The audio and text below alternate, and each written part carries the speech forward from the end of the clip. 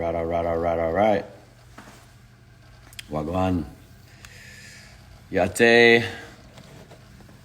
Mabuhay. Aloha. Everybody.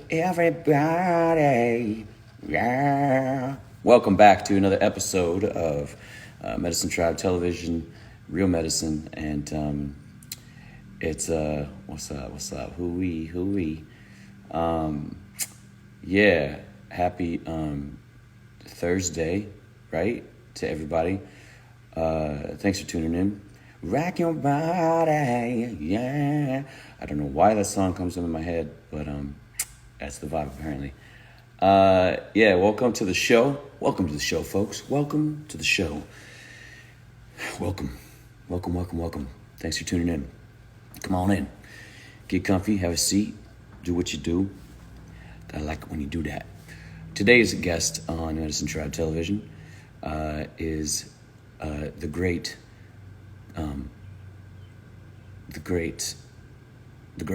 He's great, and his name is Cliff Matias.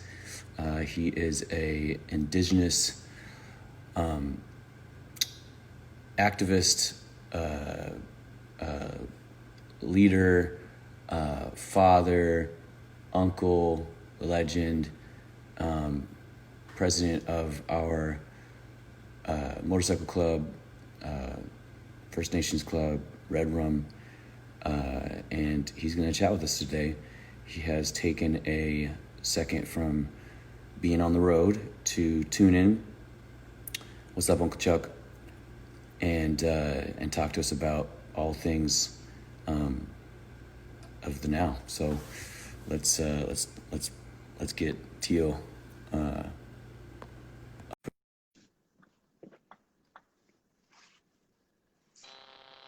What's up, Alex? Hey. What's happening? Hey. Oh, how's that beard, though? Yo, look at this thing, You man. trying to be like your nephew? What's going on? I think so, man, but, mine's getting a little gray. Yours looks good, though. I like that. Yeah, that salt and pepper thing, Wait, turn I'm it not, side. Like you got the nice fade going there too. Oh, well, I'm not I can't be a silver fox. I'm more like a silver stray dog, you know what I mean? There's nothing fox going on here, but let's say hey. like a silver coyote or something. A little rough around the edges. Well, thanks Especially, for especially I've been on the bike all day. yeah. You look like you're getting some serious sun out there. Yeah. I'm in this. Oh, hold on. I'm in this beautiful park in Mohawk country. We're coming down, so got the bike here. My prospect's taking a nap. Nice. Got his bike there, and we're just just found a nice place to pull over Cool. and have a conversation. Cool. Well, thanks so much for taking a moment to chat. For those, somebody's taking off. That show's loud. Yeah. Oh yeah. For those of tuning in that don't know who you are or what you do, can you just give us a little intro about what your work is in the world and who you are and all that kind of thing? Yeah. My name is Cliff Matias. I'm the cultural director of the Red Hawk Native American Arts Council in New York City. So we've been hosting indigenous celebrations and festivals for like 26 years. We're part of the team of the Indigenous Peoples Day in New York and different powwows that have a long standing in the community over 20 years. And then I lecture, been on the lecture circuit, uh, been to then of course the work as an activist at Standing Rock and Split Rock and Oak Flats and Mauna Kea, uh, and and just navigating in those different circles. Um, and then Red Rum Motorcycle Club is just a kind of an extension of that. It's like all this work that we do. So it's the biggest indigenous motorcycle club in the world. I think we have like 57 chapters everywhere from Australia to Germany. What why do Germans want to be in a Native American based motorcycle club? Basically, these in France. and Spain, because we're talking about connecting to the planet, connecting to the earth. And this is something, our indigenous ways of doing that, of honoring the earth, are admired by people all over the planet, and they want to be part of that work. Mm-hmm. And then we have that camaraderie of riding motorcycles. So it's like, hey, man, why don't we take this love for motorcycles and put it to some good work, Mm-hmm. some good use. And I just like to say we can show up at actions quicker, like we get on our bikes and we're at an action quicker as opposed to walking. But it's still the same work, when we Mm-hmm. get there, it's the same work, standing up to these important things, whether it's sacred sites, um, whether it's the what's happening in the environment, standing up for clean water, Mm-hmm. so on and so forth. And I guess the next thing I want to ask you on a personal level is just how's your heart right now in relation to, the current state of our country, the current state of um, our planet at this specific time. Like, uh, how are you doing right now? How are you? How have you been during COVID, etc.? Um, the COVID thing has been devastating. As a lecturer, as an indigenous artist, as one of the directors of an arts council, that part on the financial tip has been devastating.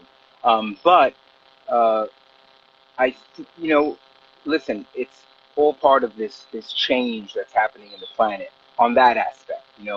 Um, and I just think we needed a change, and things had to change, and things have to change, and so um, we sort of just have to navigate through that, through what's happening. We're all, they say that saying, we're all affected. We're all affected. It's been, there's plenty of people in that situation.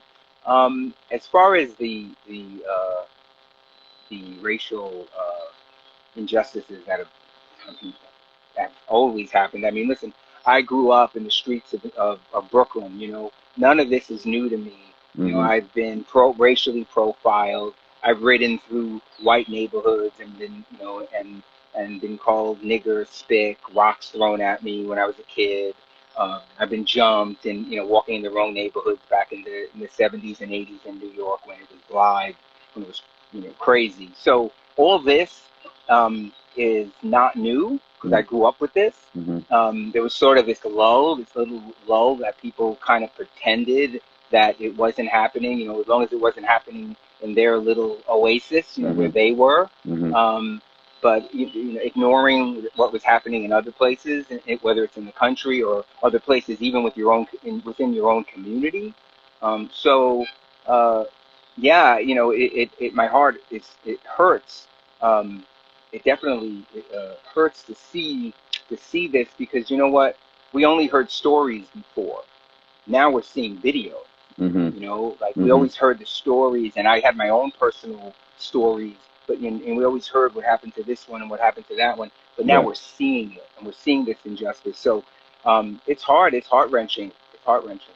Yeah. Talk to me about your experience over the course of your life when we're talking about racial injustice, because I feel like, you know, uh, I'm still learning.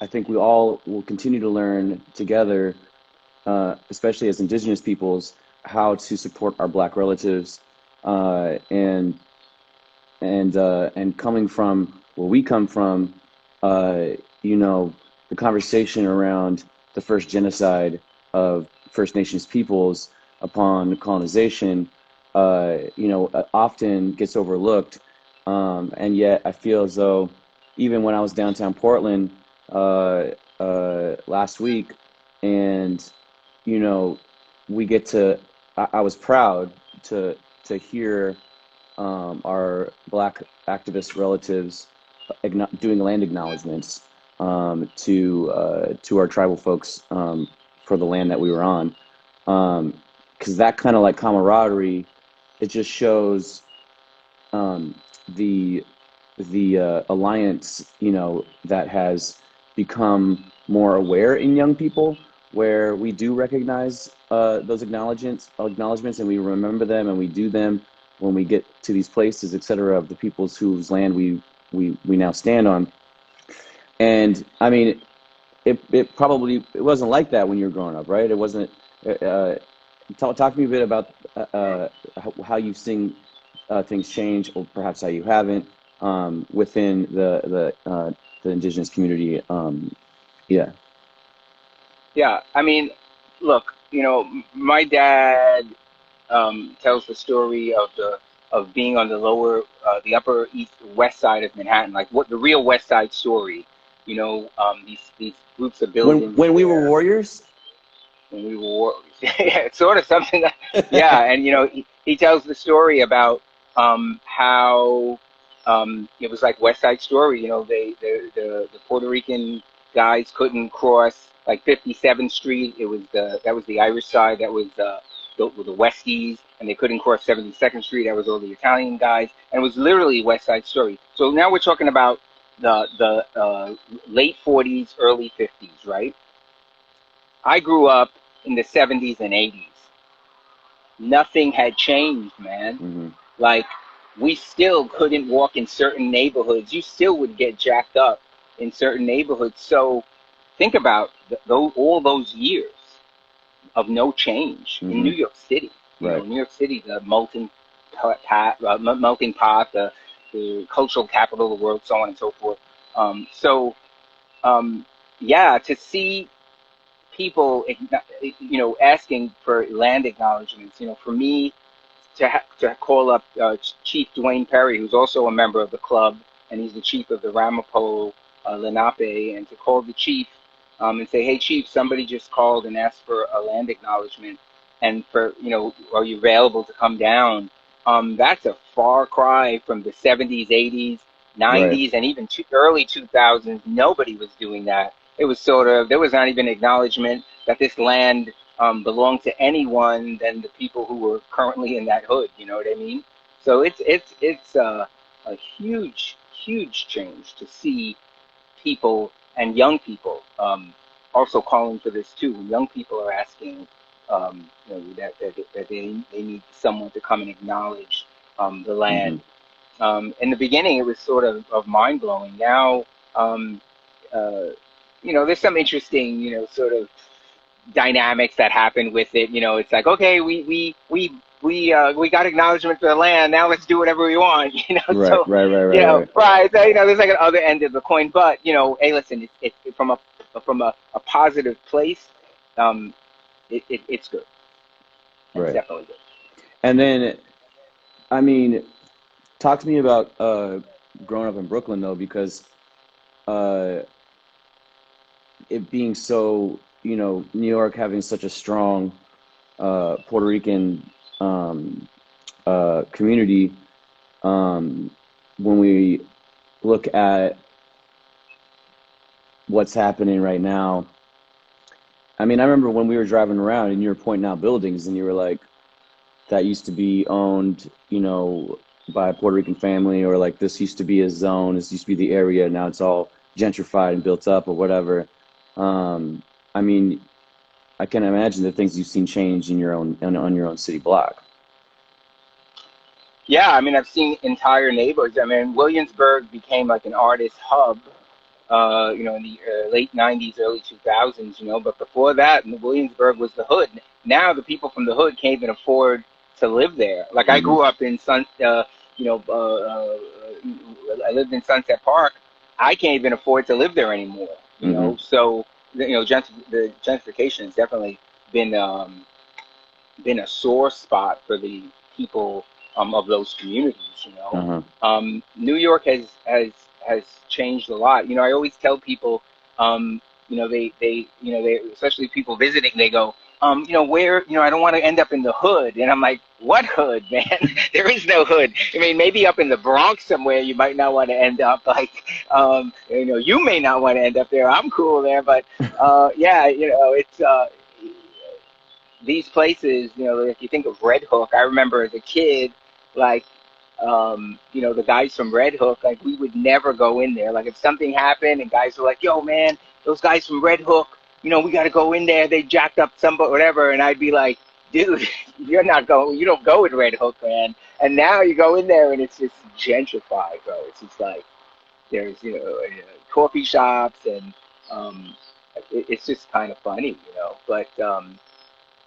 But but I see that happening everywhere. I remember when I lived in Hawaii, and I was in Waianae, which all the hotels would always say, "Don't go to the west side, don't go to Waianae.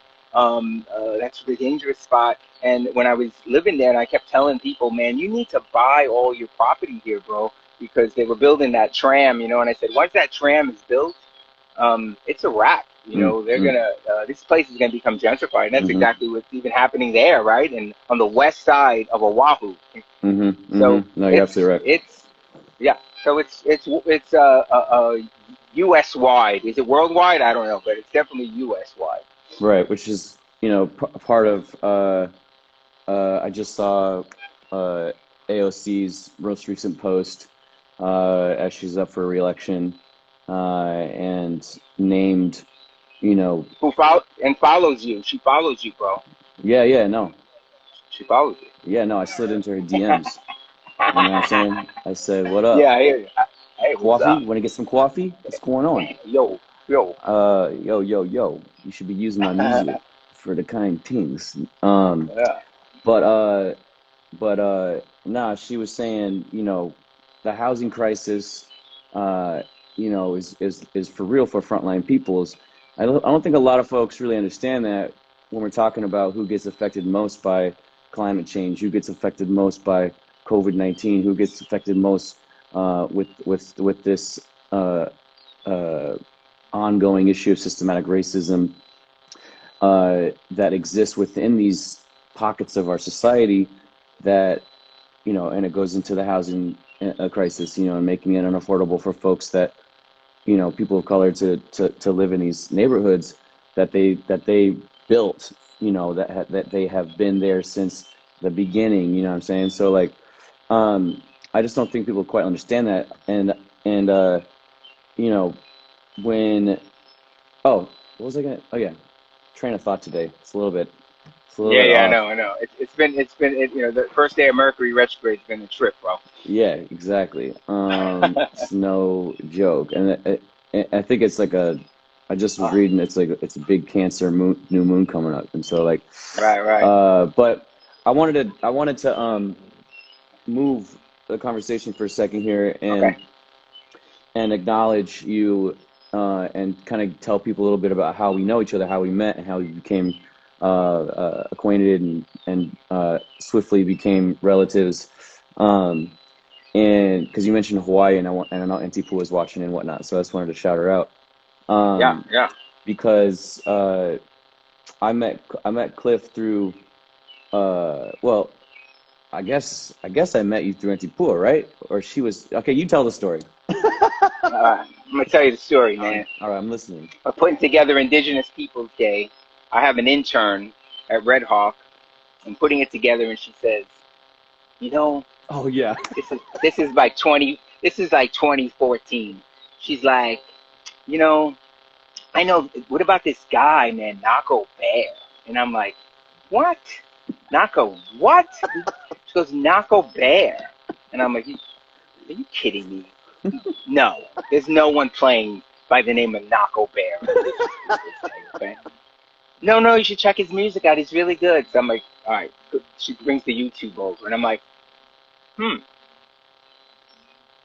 wow, this dude's got something. What was it? What did she show you? What was it? What was She it? showed me one of the videos, maybe Warrior People. It was something. Okay. And I was like, all right. So, I had already been up on the Mauna, connected with our Auntie Pua, who, if whether people know this or not, but Auntie Pua, you see Nahko and I wearing our vests. Auntie Pua is the mother. She's the spiritual mother of Redrum. She's our um, everything. She's our guide. She's our ear. She's what we hear when we might be thinking of doing something impulsive. And I just spoke to her before we came on. And so it just connected, man. And then you and me got on the phone, and it was like we just, and Yeah. then yeah, we just connected on the phone like we knew each other 30 years, you Right. know, Yeah. Well, and then that's what's we, so crazy about it was because when we started talking, and obviously when we actually met, it was like there was so much in common that it was like so and our energies are so similar that like it's just no bullshit the whole and then it's all bullshit all the time as well, right, you know, yeah, so like yeah. I mean, you know you gotta live in we could talk, we could talk for half an hour, and the conversation's so long yet so meaningless. Like, it's just, it's and because then we'll have a right. Then we could talk and have like a super serious conversation. We'll be like, yeah, man, like, and then we could talk for half an hour, and I'm like, what the hell were we just talking yeah about? exactly But uh that's the beauty of it, you know. yeah and so yeah somebody just said goofballs on a mission, yeah exactly. um Yeah. but yeah, I mean, you know, I think I wanted to just honor and respect you in this moment as well. You know, as I've been in your life now for some years, getting to just witness your mana when it comes to uh, not organizing. Yes, for folks who don't know, Cliff organizes the Indigenous Peoples Day in New York City, and One of the organizers, a team. yeah, right, and I believe it was y'all that started it, right? Like, Yeah, it was my vision, and then um, I connected with you know I know in traditional circles sometimes we don't say their names, but I have sure, to say his name because Kevin Durant just passed from COVID, and right, um, I connected with Kevin, and we made it happen. And then Roberto Guerrero, and then Antigua, um, and we just put together this another member of the club, Sachem Hawkstorm, who's the Sachem of the Scottico First Nations mm-hmm, people. He's another member of the club, mm-hmm, um, connected with Sachem, um, and then it just built from there. You know, just putting together this like crazy team. right. Um, yeah. So getting to see you in these places, you know, doing this work, and the web that you have established over the many years that you have been doing this work, you know, also just inspired, you know, getting to just spend time and like hear the stories of your life because there's so many. Oh my God. And, you know, but also witnessing this motorcycle club that you invited me into, where, you know, as indigenous peoples, you know, with our mixed backgrounds, I and getting to see these men and hear and feel these men like, you know, uh, giving all of us an opportunity to have a brotherhood experience with people who will keep you accountable and keep you in check and be there for you. You know, when some of these people, some of these dudes, you know, don't have anyone else like that in their life, you know, and to see and meet so many of them now, you know, whether it's been in Europe, you know, uh, uh, I forget where I was actually. I forget you were there for some of it, but you know, just the And world, Zurich. yeah, in Zurich, etc. You know, but like, um, it's fascinating and so important. You know, the work that you've done uh, the web of this club that it is, being able to have the space. I just feel that, and I want to say thank you so much for doing that for these men, and and for me as well, inviting me in because it's been a powerful experience, and I can sense that and feel that for them as well to be able to have that kind of family, you know. Um, and then also for the women because I know that there's a women's club as well that just got started Yeah, recently, yeah, right? the Red Spirit women, because originally it was Red One was just for men, and then our motto is like tolerance. Like I gave Shailene, I think she wore the shirt out, but I had given Shailene a tolerance Red Rum tolerance shirt, because that's really what we stand for, tolerance, and then I got an email from some woman, and she was like, "Tolerance my ass. How come you don't let women in the club?" And for the club in the beginning was just men because it was kind of like a male bonding thing. It was we us guys, we suffer from a lot of trauma. A lot of us sometimes need that camaraderie to come together and talk about the issues and problems that we have. And so really the club does that.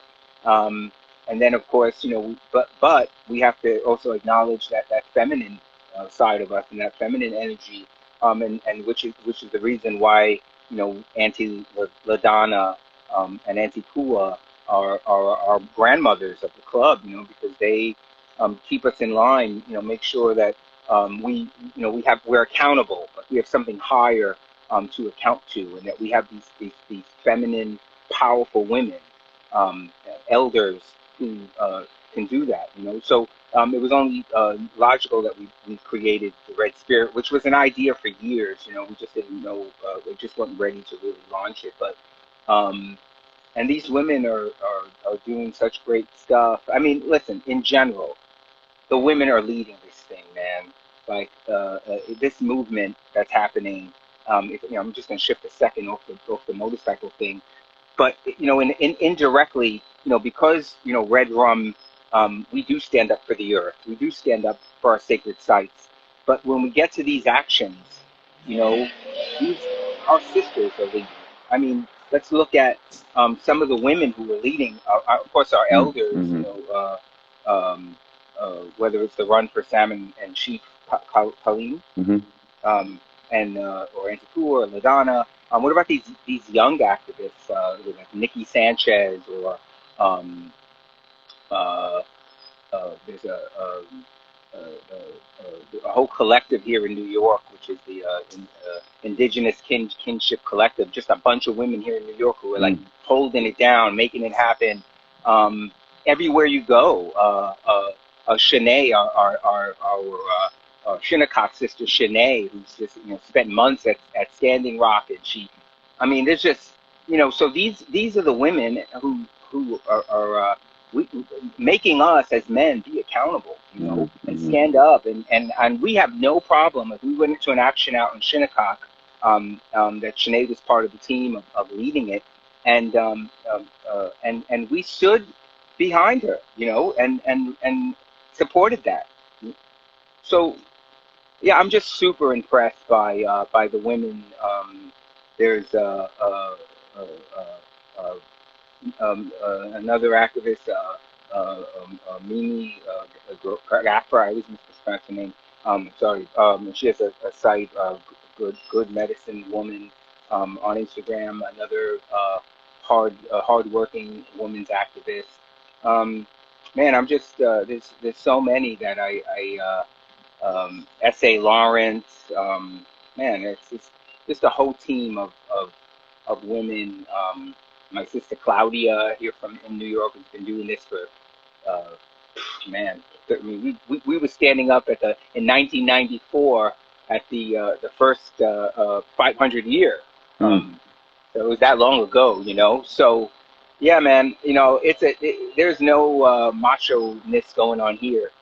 Our sisters are leading this thing, and we're right there with them. Mm-hmm. Oh. We're just men on motorcycles, and get into those actions a little quicker, maybe. Talk to me about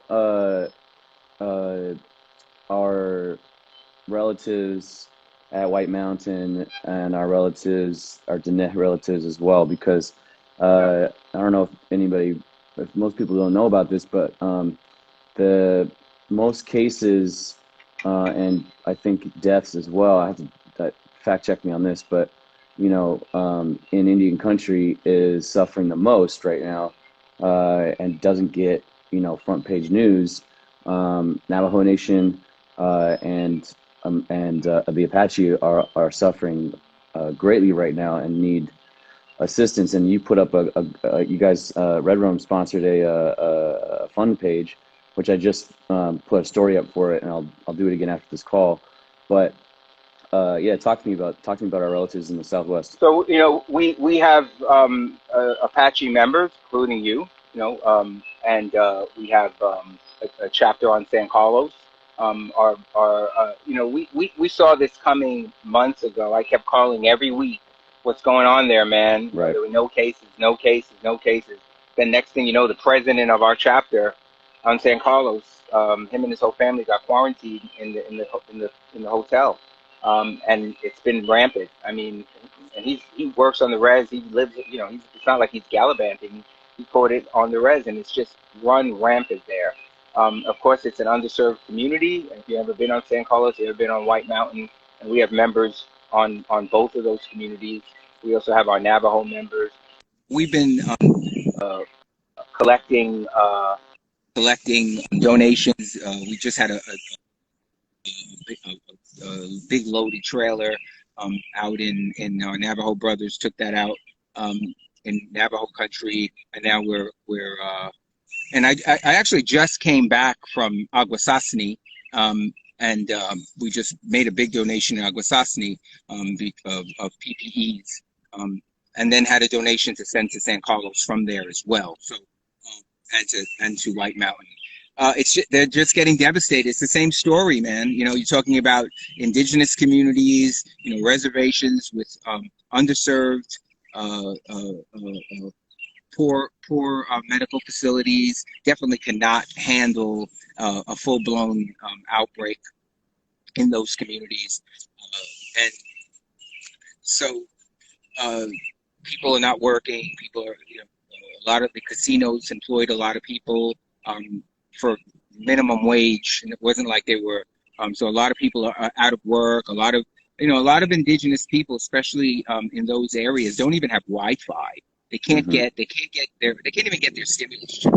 They can't get online to get unemployment. They can't get any assistance. And the tribal governments are just being bombarded, and they're not equipped to handle what's happening right now. So it's the whole thing is just it's mind-boggling when you go out there and just see what America has done there, and how these people are just forgotten parts of the country. It's sad. It's really, really sad. All the more reason why. And so we're, we got boots on the ground in all three of those communities. We have members in all of those communities, and we're just trying to get support to the right people, to the people that we know really, really, really need it. Of course, everyone. We're not saying that there's wrong people there getting support. Of course, yeah. But we're able to bring it, directly, hands-on, boom, right there. Like, what do you need? How can we help you? So some of our members have met with some of the tribal government, so that we can get insight from that perspective. But then they also, I say, like boots on the ground. They're also in the community, know who really needs assistance, and so they could evaluate things like that. Yeah, and so for folks that are asking on the comments how to help, I'm going to repost it, but I just made a story for it. For some reason, I lost your volume. Can you hear me? I'm gonna shut this Bluetooth off. Let me see. Check. I don't hear you. Hear me now? Here. I can hear you. Hey. Yeah? Yeah, I'm here. Is it your mic? I can hear you. Huh? I can hear you. You can hear me? Yeah. I can't hear you. All right, good. You can hear me? I can barely hear you. Try using your headphones again. You know what? Let me try the speakerphone. Oh wait, I got another plug-in pair of headphones. Hold on. Okay. Yeah. So anyway, as I was saying, let me see if these work.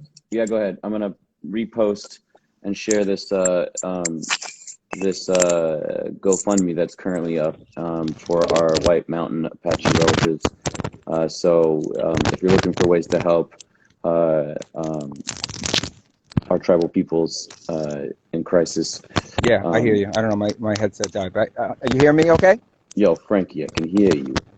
Okay, you know what I'm talking about. Yo, don't make me come All over right. there. Yeah, I'm glad you shared that. The other thing that we're doing, and this is where they say Sturgis is on. I question whether or not, as we get closer, if This is even a smart thing to do. South Dakota is going to let 500,000 people into Sturgis. I highly doubt it. But if it happens, the town had voted and said yes. So we're doing a ride, a Redrum motorcycle ride. That's also working with a few other organizations, the Riders for Justice, IW, for Missing and Murdered Indigenous Women, the Riders for Justice, and the Hopi Prayer Runners, the MMINWM, and Missing and Murdered Indigenous People, also benefiting the Wounded Knee Community Center, the Native American Scholarships Fund. So all these indigenous groups are all coming together for this ride that we're going to have leaving out of Rapid City.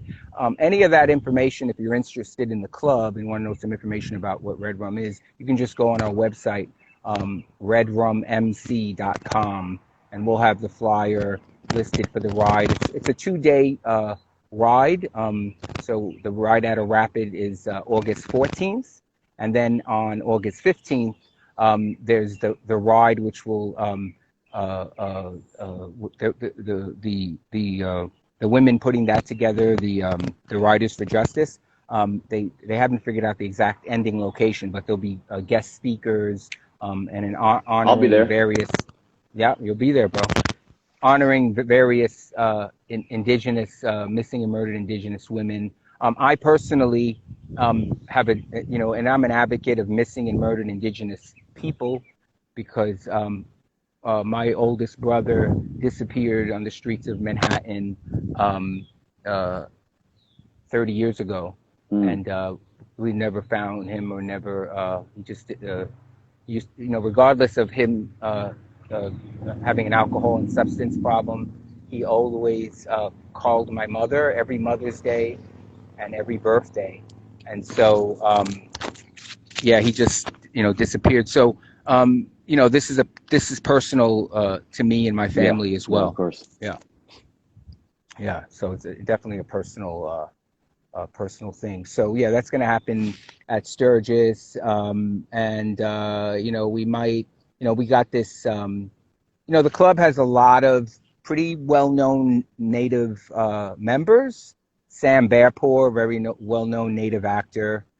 Dallin Maybe, who's probably one of the best Native artists in the country. And we have Chief Dwayne Perry, as I said before, who's the chief of the Rampola Napi. Sachem Hawkstorm, the chief of the Schaghticoke First Nations. We have this amazing musician. Once in a while, I got to put him in check. You know what I mean? But his name is Nahko. So we might strap that guitar to Nahko's motorcycle. We might. It's not might. We are going to. Yeah, Nahko's strapping that guitar, and so we're going to do a little something at Sturgis, putting together all the particulars. So all you cats with motorcycles or know people with motorcycles, definitely stay tuned in as to what we're doing on August 14th and 15th in Rapid City. That's if all this works out, because we are definitely not in a place that we're going to put people in harm's way. And so, we're looking at this. If we do this, it's going to be, in a big place where people can be separated. So we're taking all precautions. In 5 days, I left our Lumbee chapter in North Carolina. I went to our Deaf chapter in Wilson, North Carolina. Then I went to our other chapter, our Guilford chapter in North Carolina. Then I rode up to our Tennessee chapter in East Tennessee, and then I rode up to Aguasasmi, and I grabbed my brother here from He's First Nations from California. What's your nation again in California? I can't pronounce it, man. What is it? What? Achamawe. Achamawi. Achamawe. I'm not familiar with California tribes. And so he took the ride with me, my brother Durant, and so we went up to Aguasasani, and unfortunately we had to bury one of our brothers, Kenny, who died from cancer. But we've done all these things, being safe, keeping So it's possible. You're safe. saying As safe as possible. Yeah, exactly. Mm-hmm. But so we're as safe as possible. Yeah, and so this is real. Mm-hmm. Yeah, well, I appreciate you offering those links today too, because I think I've been getting messages from folks that are wondering, where the legitimate sources are to, donate to for our Native tribal communities in need. So I will be resharing that again, so everybody make sure that they can know where to go. And as things develop too, I mean, you and I could sit here and talk all day about riding motorcycles and things and all of the things that are going on in the world. And I think I wanted people for sure today to know who you are and to know a bit more about the club and to hear about how they can help our people during this specific time. So I really appreciate you taking the time today to get off you're still on the bike, but I'm still. We pulled off in the. A lot of people have asked some questions about the patch and what it means. Yeah, go ahead. So you want to explain it? Okay. Let me get my soft patch out so I can.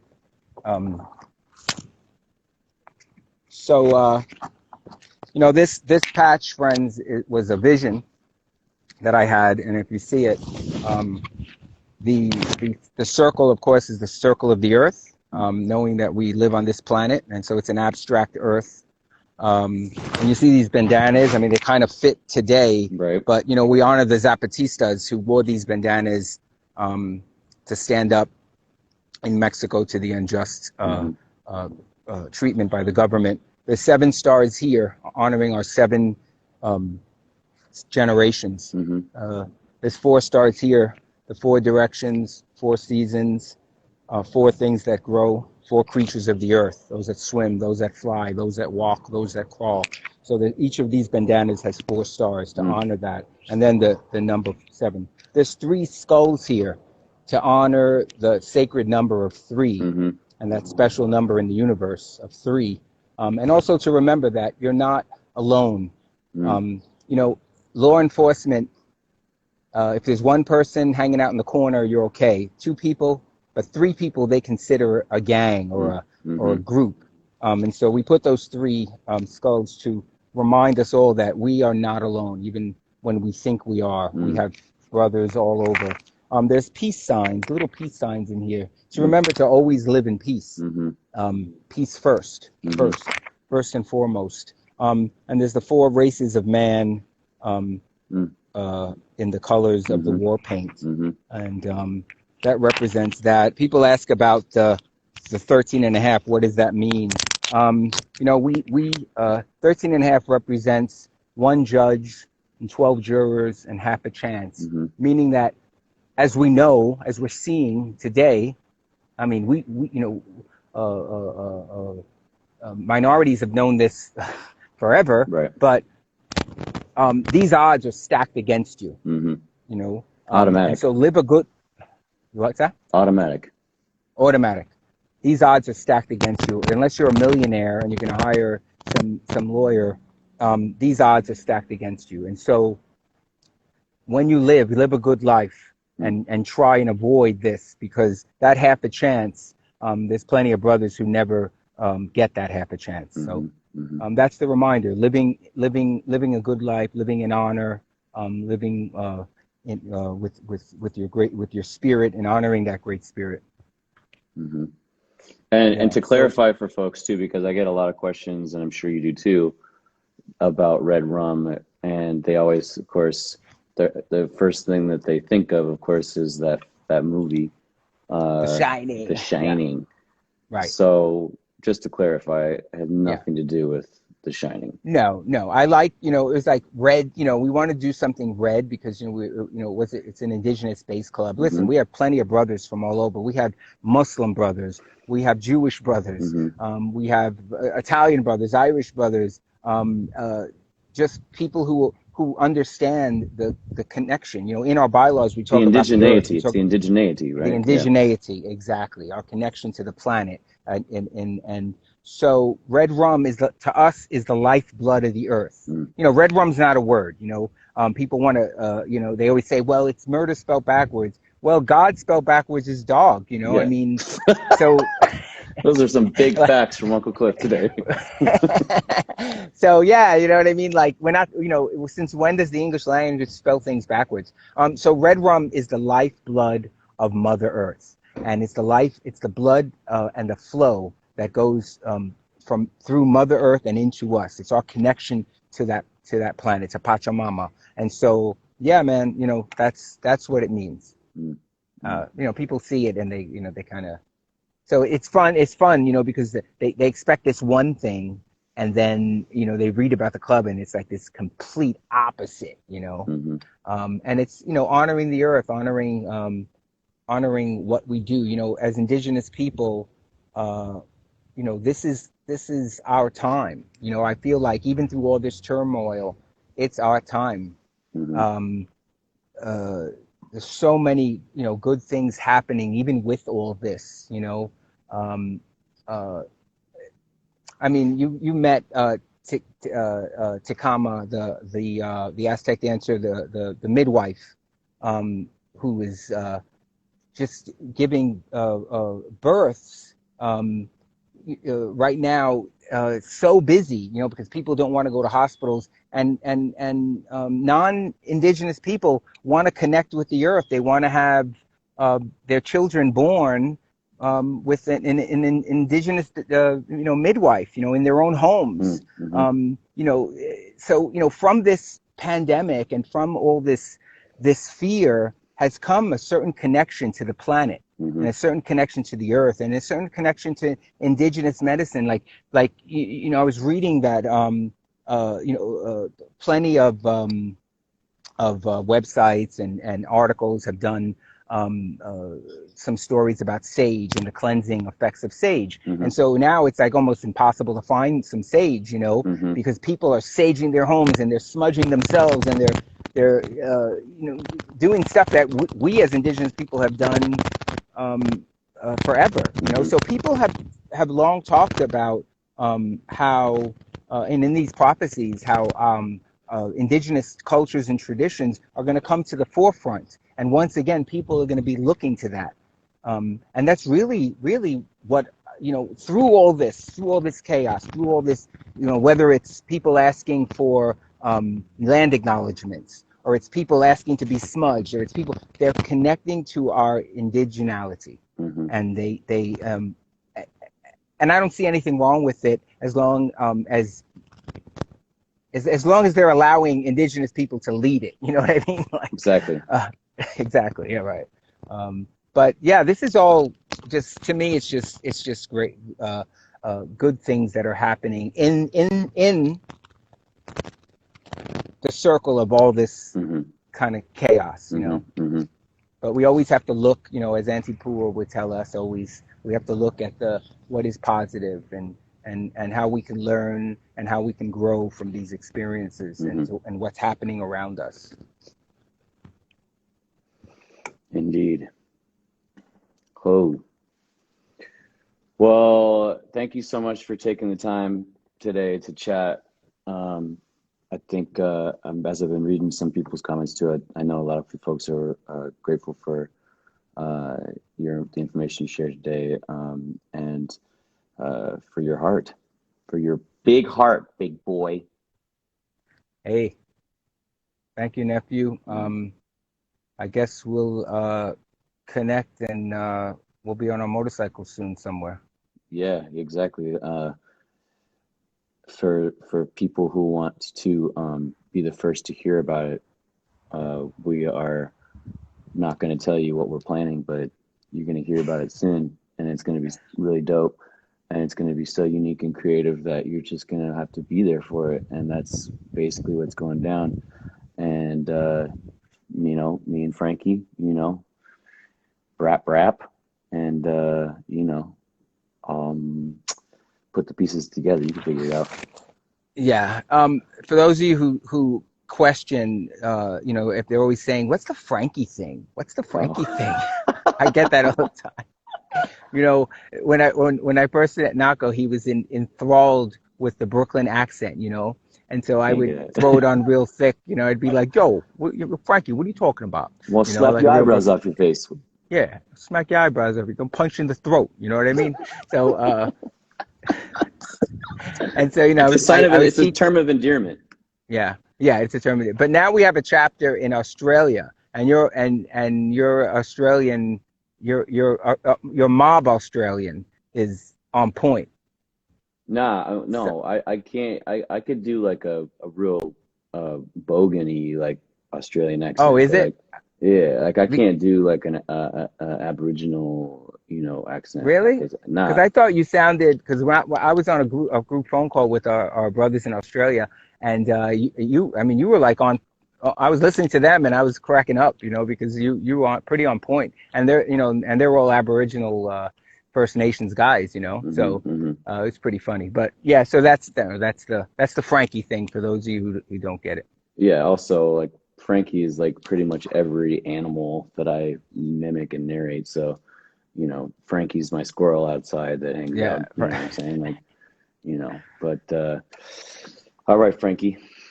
hey, you know what I'm Uh, saying? don't make me come over there.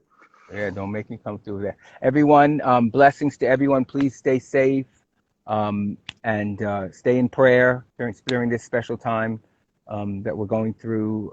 Let's all come together. Hmm. Mahalo, mahalo. Thank you so much. And I'll talk to you soon. Ride safe. I'll check in with you in a minute. All right, brother. Thank you. Love you. Love you.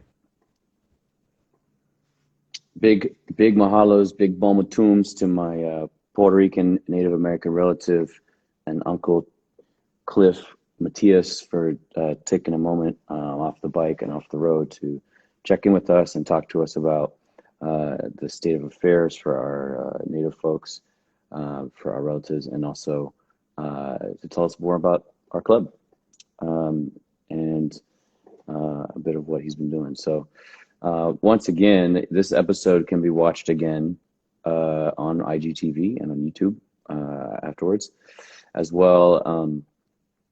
I will check my story for the donation link to help our White Mountain Apache relatives if you want to donate and help us raise some money for them. And what else? I just want to say that today I'm feeling extra grateful, and I'm currently healing. Yesterday I was in an accident. I was in a car accident. I was driving my truck on the first day of retrograde. On the first day of retrograde, shit got really fucked. So there I was driving my truck down the road like I always do. And then some white lady in her car stopped at the stop sign. I swear to God, she saw me. She clearly didn't. And she just crossed the highway right in front of me. Whoo! And, I was going like 55 miles an hour.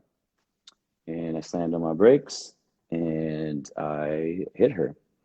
Now, it could have been worse because that morning I also thought, maybe I'll ride my motorcycle today. I did not do that. And then the second thing is that I hit the back passenger door. And if I had hit maybe a foot to the right, I would have killed her mom who was driving with her. She's a woman, and like a 7-year-old woman with a cane. And when I hit that car, or right before I hit her, I slammed on the brakes and I tried to turn best I could. And I was like, I'm just going to aim for the back of the car, I guess, because there's no way out of this. And I ended up hitting the back passenger door.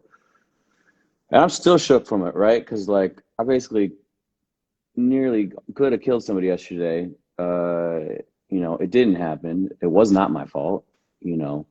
But it's still scary. Uh, and so my truck's all fucked up. At least I got a local boy vibe going on because I have a tank that I drive if you're gonna hit somebody like that. But yeah, her car's totaled. But it was whack because like the whole day I was off, right? Like the whole day. And this morning I feel like I'm a bit more on, but I've been a little bit loose in my mind because like it shakes you up. Yeah, I'm sure y'all maybe have been in an accident or whatever. But it the consequences. So we're fine. Nobody was hurt. Nobody went to the hospital. But I feel like retrograde sometimes, nothing happens. You just observe it as an observer. And then other times, uh, it it hits you hard. And I've been on both sides of those things. As it's topsy-turvy moment. So I just wanted to, let you guys know that I'm cool. Everything's good, but be aware, keep your eyes peeled. Not only for fucking drivers, right? Because everybody's got their minds on different things right now. Everybody's got a lot going on. Things are heavy for everybody. So, if you're out there on the road, look out for the motorcycles. Look out for, make sure you're triple, quadruple checking where you turning and shit. Like keep your eyes peeled. Be smart. Especially downtown and shit when there's like mad people out in the streets and whatnot. Like, be aware and be extra safe right now because everything's on edge. And even though it's summertime and you want to get in the vibe, take it easy. Take it easy. So yeah, so that's what's up. That maybe that's what's going on with me. And I want to say too, as I was kind of referencing a little bit here on the last part of that call with Uncle Cliff, but I've had a really dope idea come to me over the last few days that I'm going to share with you guys soon. But I'm really excited about it, and I want to just get you excited about it in that sense.